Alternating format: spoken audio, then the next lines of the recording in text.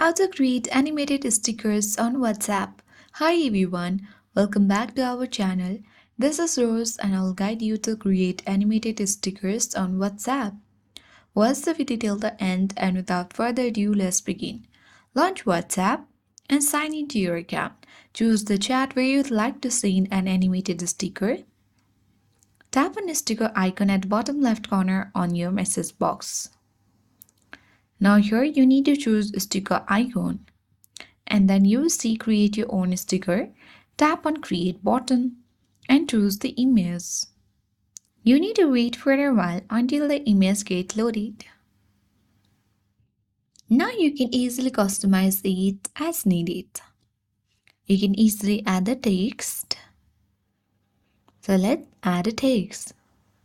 And then you can even tap on the sticker icon at top right and add a more sticker. And with that, you can tap on the send icon at bottom right corner of your screen. And that's how you can easily create your animated stickers on WhatsApp. I hope this guide was helpful. If it was, then do like, share, comment, and don't forget to subscribe. Thanks for watching and I'll see you in the next video.